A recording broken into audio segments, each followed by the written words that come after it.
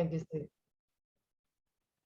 What's up, guys? Welcome back to episode number 11. Today, I have a special guest on the podcast. Born in Venezuela and currently residing in New York City, our guest is an award winning architect and interior designer dedicated to developing high end interior design and architecture projects worldwide with several published works. She has lectured at universities, organizations, and with internationally renowned architects across the globe. Currently, she is conducting research on shared economy and its impact on cities. She is the founder of Victoria Benatar Architect PLLC and a co-founder of EXD Architecture PLLC with Michelle Cianfaglione. Her objective as an architect is to help as many people as possible to improve the quality of their lives by improving the quality of their spaces because design really matters. That being said, let's welcome our guest, Victoria Benatar. Hi, Victoria. How are you doing today? Hi, Sid. How are you? Nice to see you. Thank you Thanks for so the much. opportunity. No problem. Thank you so much for coming on the podcast. I really appreciate it. Uh, so, Victoria, before we dive into the subject of architecture and design, why don't you tell our audience a little bit about, then you came from here, from Venezuela to United States, a little bit about your educational background as well. Right, yes. Okay, so I was born in Venezuela. I have a mixed background. My mother is Russian and my father is Moroccan. So they arrived to Venezuela for different reasons related to the war and circumstances of life. So they end up in Venezuela and I was born there. I have an education in the Universidad Central of Venezuela. I graduated, I received my bachelor's in architecture. And then I worked 10 years as a registered architect there. And then I came to the United States to make a master in urban design to complete all the scales of design that interest me. So I graduated as an architect, I work as an interior designer, and I learned more about cities. So this allowed me to understand design from the big scale to the minimum scale. So, and that helps me to become a better designer. So why architecture as a profession? What was the inspiration behind it? Well, you know what? The truth is that I wanted to be a biologist.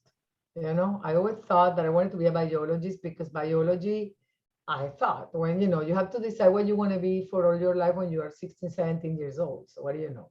So I was very curious and I thought biology would give me the answers of the unknown, things that I didn't understand or things that I didn't know. So I went to the school, they give you a test of what is your vocation.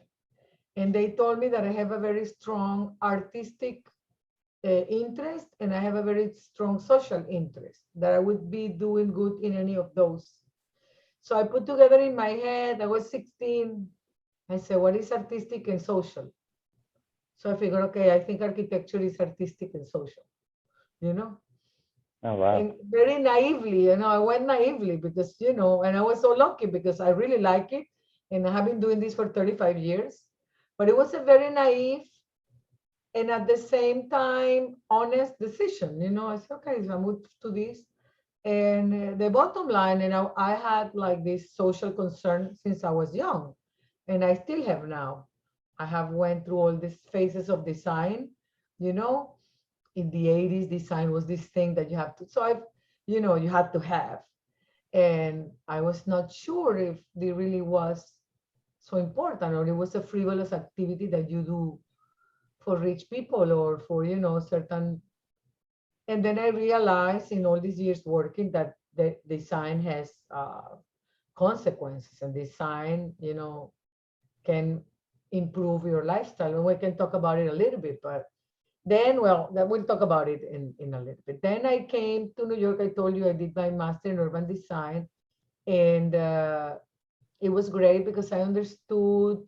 I studied New York as a main city. We also went to Brussels to study Brussels.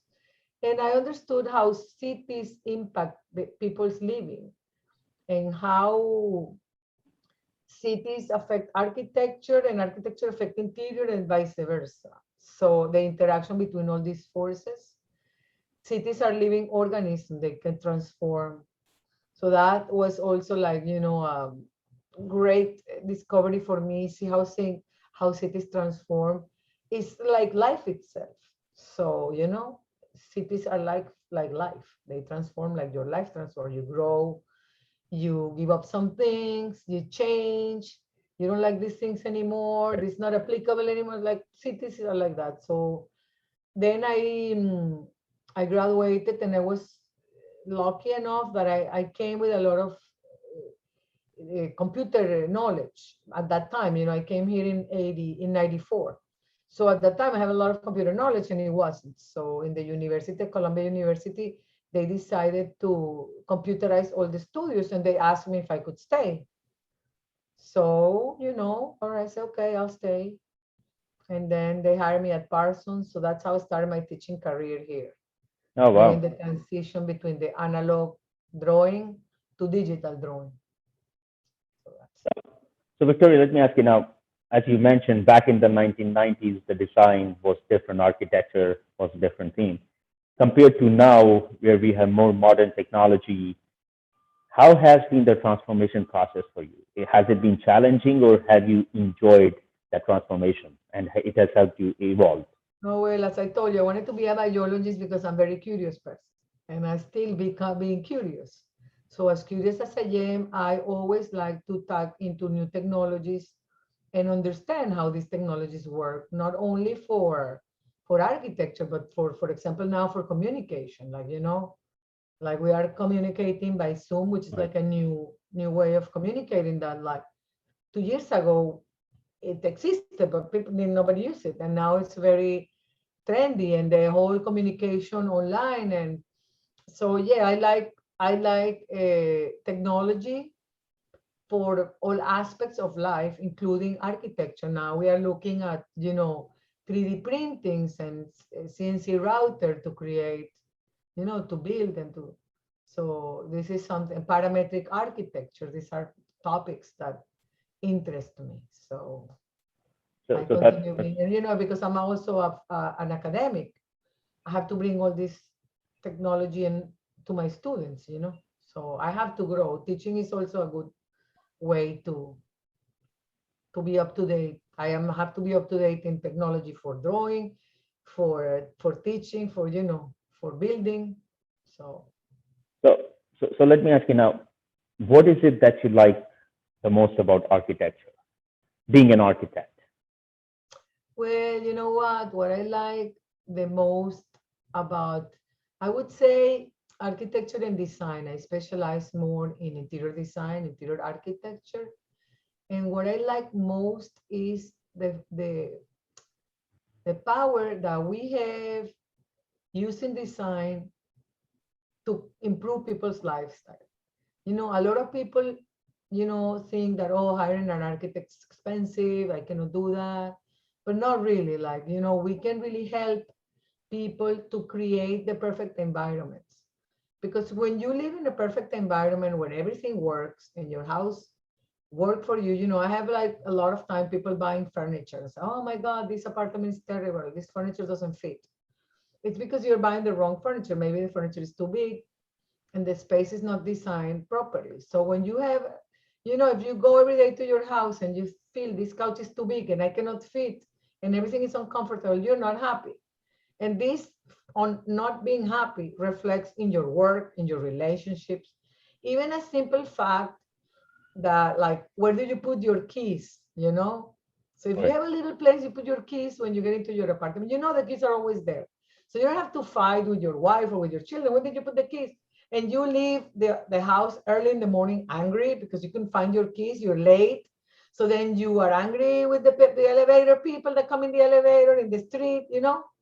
So design helps to create an environment of a harmony, of depending also in your what your goals are. But the way we work, so we interview people to understand how they live and how would your ideal scenario be.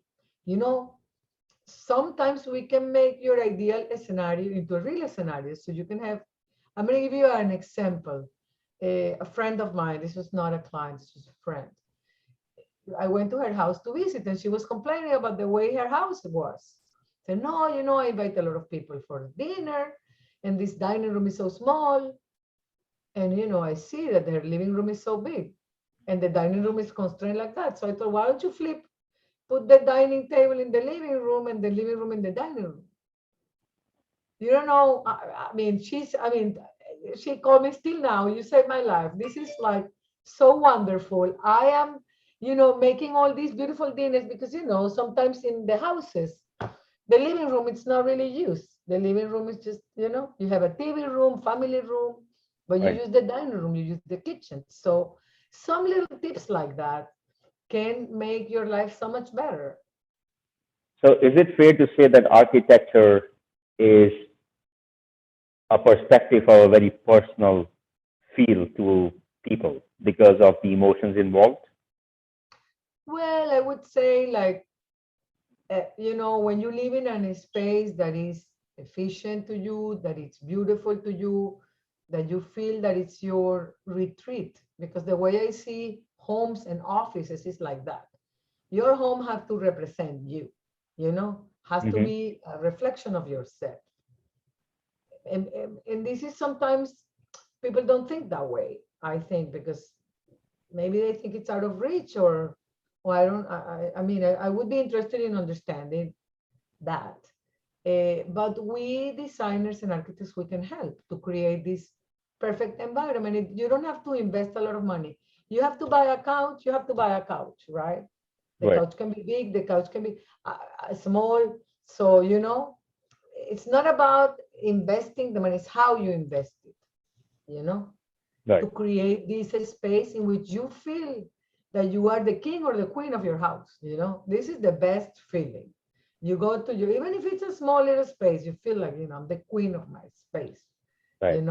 I can conquer the world from here.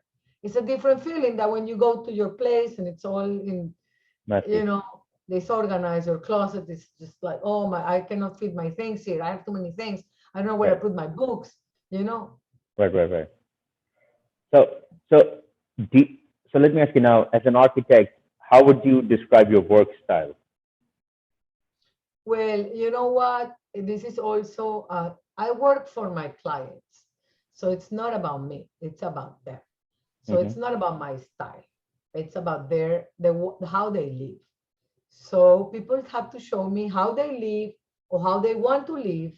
And with that information, I do the project based on their look, their likes, and the look and feel that they want. I don't do it as I want because this would be a lot of pretentious Hmm. thinking and believing that people have to live the way I want.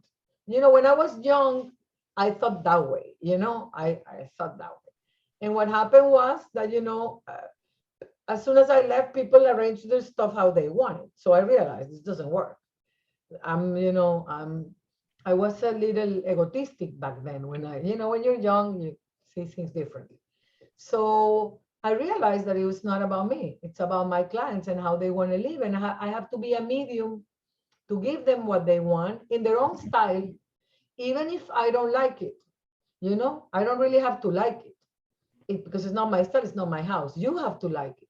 What I have them do is to have it coherent, you know, to make a coherent within their style they like. So everything is coherent and, and Both, they both are for them. happy with that, they approve. They have to approve everything that I do to their like before it's done. So, So Victoria, I know you have told me this before also, but I want the audience to know, who do you admire or who is your role model and why? wow, well, I mean, can I tell you who I admire? Well, well, well. Like, who Who is I your admire. inspiration in, who is your role model in architecture? Who do you admire the most? You know what? It's gonna sound pretentious, but I'm my role model because I have to overcome so many things and I have to go to so many hurdles. And I can say that I look after me. regarding architects, I have many architects that are like incredible, like Zaha Hadid. It's one of, the one that I admire. There are many architects that I admire, but regarding my role model, I see also, for example, my daughter, which is like a really bright woman. She turned into like an intelligent, bright woman. So I look at that. I mean, I see people close to me, my mom, the people that are close to me that I can see the real, because, I can say, okay, I admire Mahatma Gandhi. Right. He did great things for Right. the Right. world. But, I like to use as role models people that are close to me that I have seen grow and struggle and become what they Who you become, are. including myself. Right. It's not easy to be an architect woman, South American with an accent in New York. You know that, right? So, I But you've mean, done pretty good for yourself. So, yeah, so I am proud of myself. I would say that. And I keep looking into, moving forward and doing more things. As a matter of fact, we created this new company, EXD Architecture, so, which is it's a new company. And yes, so it's good you brought that up because my next question was like, how did you establish your two firms? One is the Victoria Architect, Benatar Architect, and then the other one is the EXD Architecture. How did that well, come? as soon as I came to the United States, and I must tell you, United States have given me all these amazing opportunities that I have taken. I was able to do my green card as an alien of extraordinary ability back then with all the computer stuff that I had, which was incredible for me because I never even thought, I came for a year to make a master, and I've been already here 27 years. So it gave me opportunity to get a green card. Then I did my license, architecture license, which was also, a great accomplishment. And then I work also with Alison Spear, that she really gave me an opportunity to work at her firm and help her with work. And with her, I learned how in the United States you work as an architect. I learned feet, inches, the legislation. So it was really a great opportunity. Then I also have to mention my teacher, mentor, Brian McGrath, who recommended me for the job at the university. So, I have these people here, American people, that have really helped me, and the system also. So, I did my work, but I don't know, it was great. So I got my architecture license, and after that, I was able to form my firm.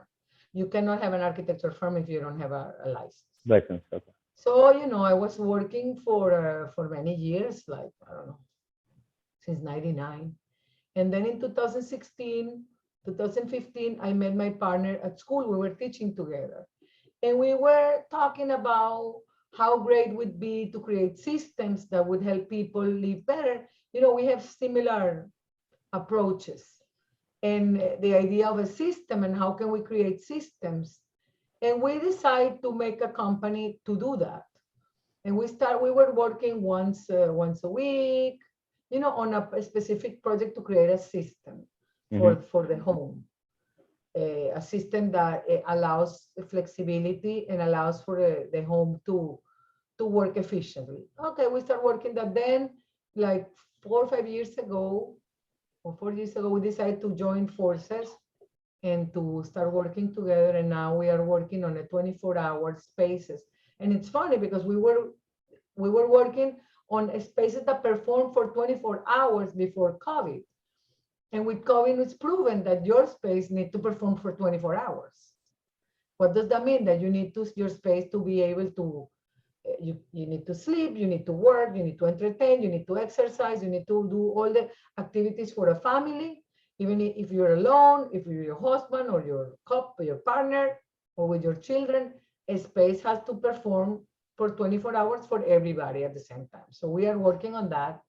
And, we are being very successful. We have just designed an office that has to be transformed. In 20 minutes, you can transform the office from a conference room to a different cubicles for to, you know, different configurations that you can do. You can look it in in our webpage at exdarchitecture.com. And also you can look at my own webpage to see my past work at victoriabenatar.com. You know. So Victoria, so do somehow both companies offer a similar services to clients, or Victoria Benatar, your personal, is a little bit different than the EXD architecture? Well, I mean, my partner and I, we have both our own companies in the past, and we moved to this company together. So basically, yeah. So Okay. I'm still Victoria Benatar. I work through EXD Architecture. In EXD Architecture, we start also, as you mentioned before, I got a grant from the university to study the share economies and how the share economies are affecting cities and how these affect design. You know, like before, luxury was to have an apartment in London, in New York, in Right. Paris. Now you don't need to do that. Now you can Airbnb. Luxury was to have a driver for you downstairs. Now you don't need to do that. You can do with Uber. Right. Luxury was have like this beautiful library of books and film and music. You don't need to do that. Now we have Spotify, we have YouTube, we have like Netflix, many platforms. So the shared economies really have changed the way we live and have also changed the way we look at luxury, you know? So now you Right. can have, that's what I was telling you before. Luxury is how you live in your own place to feel like a king or a queen. And it doesn't have to cost more. It's just a different approach. Uh-huh. So let me ask you, I know you have lots of completed projects. Which one is your favorite? I know you did the Steve Madden in New York City, uh, but in your own eyes, which one do you think has been your one of the best works so far? Well, you know what? I mean, as an architect, you are very, very demanding and very, you know, like, I miss the word now. I mean, you are ambitious and demanding, and you want the work to be the best as possible. So I would say that my best work is yet to come. You know, I love all my clients the same. I am very, I mean, as I was telling you, without my clients, I would be not here. I would not be here. My clients are the people that have given me the opportunity to become an architect and to become an interior designer on the place I am now. So it's like you're asking me, who do your children you prefer more? I cannot. All the projects has been a challenge. Hmm. All the projects have been interesting because even if it's a small bathroom, it doesn't matter, or a room. You need to hear the person. You need to try to connect what they want and make their dreams come true in a way of physicality, you know? Hmm. So everything starts with a conversation, then you put it on drawings, and there has to be physical. So I feel very proud of my career, and my favorite works are yet to come. I'm Yeah, sure about that. that's awesome. Uh, so Victoria, I know you have several published works, uh, online, which I have also come across. So, and I'm sure that has impacted a lot of people, especially in the society, with your immense knowledge about the profession of architecture and design. What do you feel when you see that you made such a amazing contribution to the society and impacting Well, you them? know what? I mean, to me, this is the meaning of life is there. You know, what is your contribution to the world? Eh, I mean, I see my students, I have a lot of students that contact me after years and share with me their success, which makes me super happy. Uh, you know, this is really my reward. My clients, when they tell me like how happy they are with with the work I've done for them, and you know, I was able to materialize their dreams because you know we have dreams regarding our environment and our space. So I try to be as medium and try to understand what they want and translate this into physicality. And I think that this is I feel proud that I have this capacity and this ability to do that, you know? And yeah, I feel proud of that, and I feel proud of my students. I feel proud uh, that I have been impacted a lot of people, young people, you know, Hmm. to become architects and designers. And, this is very rewarding and satisfactory. Love it, love it. Uh, a little bit on the personal side, I know you're also involved in some great causes, such as Sandana and Aid for AIDS International. How did you get into all of that? Well, you know what? I've been so lucky that I have very good friends that are devoted their lives to these nonprofit organizations for a better world.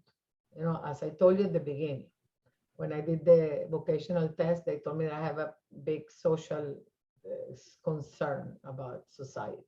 So Fundana was founded by a friend of mine and her partner, and it is in Venezuela. It's a Venezuelan foundation, and they take care of children in stress that have been abandoned, and they provide them with a home, with education, with care until they rehabilitate their family for whatever reason they could not take care of them, or Hmm. until they find surrogates that can take care of them. It's a beautiful, beautiful organization that I feel very connected with.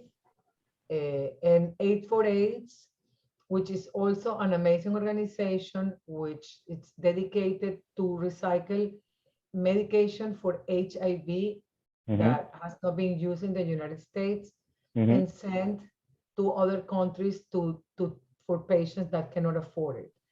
I don't know if you know, but medication, you cannot use recycled medication here inside the country.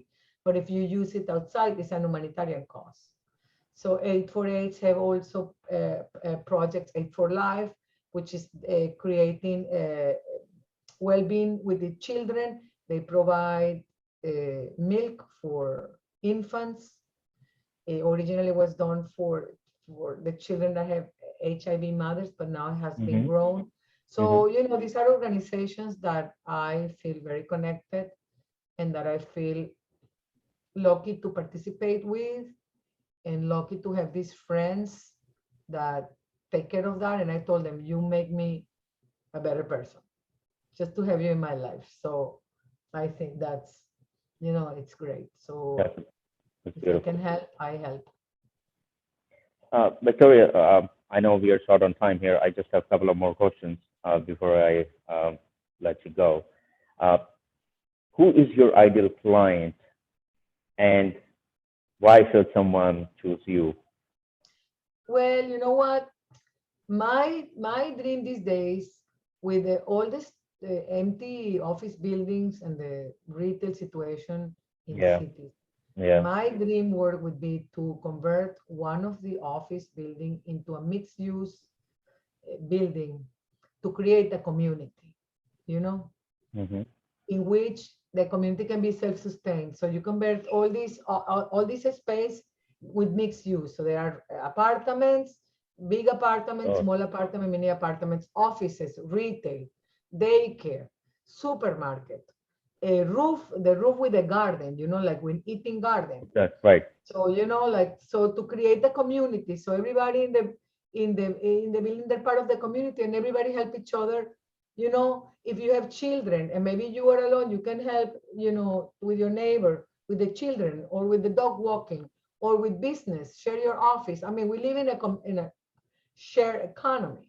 Right. So share resources is the key of this, the way I see happening. So what best to share in a community? So my dream project would be to convert one of the buildings, let's say Midtown, an office building, into a mixed use building with common spaces, with, areas for the community, for the children, for the elderly, with that be self-sustained, that maybe, you can have some businesses inside the building that can help sustaining the building so people can, use this income to lower their life expenses in the building.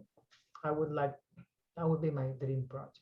I mean, our ex-governor Cuomo, I think he had proposed, because I know there is 75% vacancy still in commercial properties in New York City. and only 25% have returned back, which is also now in dilemma because of this new variant that has come. So I hope they listen to you and you're able to find a project with the city. That would be an amazing feat. Last but not the least, what is your message to the audience watching this podcast? Well, my message is to wake up every morning with you need to have a goal in life, where an illusion, let's say, something that makes you happy, and go for that. So every time you wake up in the morning, you work towards that goal to have, even if it's ideal, it doesn't matter, because everything starts with a thought. It's like I'm telling you, my thought about this makes you speak. Everything starts with a thought. Right. And if you don't have the thought, it cannot happen. So everything starts with a thought. So keep your thoughts, try to work on them, try to see how you can make them reality. Try to keep optimistic. In the midst of all this COVID, what really keep me going is being optimistic. Like after the darkness, there is always light. In the Middle Ages, after the Middle Ages came the Renaissance, which was a really, great time for humanity. So, I mean, we're stronger as a humanity than a virus. We are all stronger than a virus. So we cannot let a virus defeat us and nothing. We need to be optimistic, be happy, be proactive, help the causes that we believe that we can help, be nice to each other, be loving. Love is the answer. Be kind.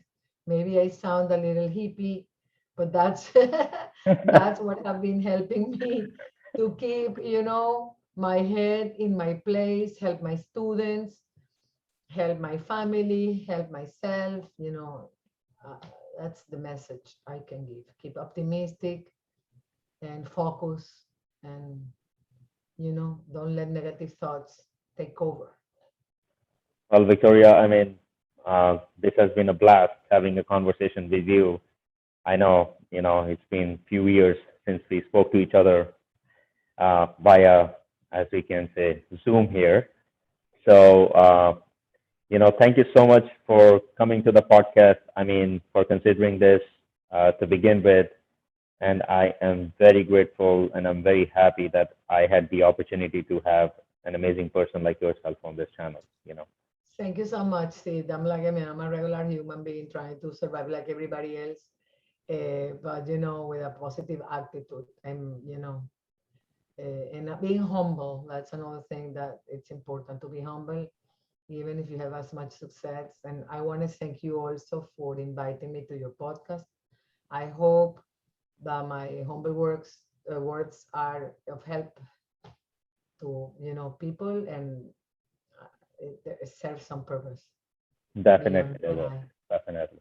Thank you so much, Victoria, for your time. I wish you a great day. Okay, thank you. Thank you, Sid. Thank you. Bye bye. Bye.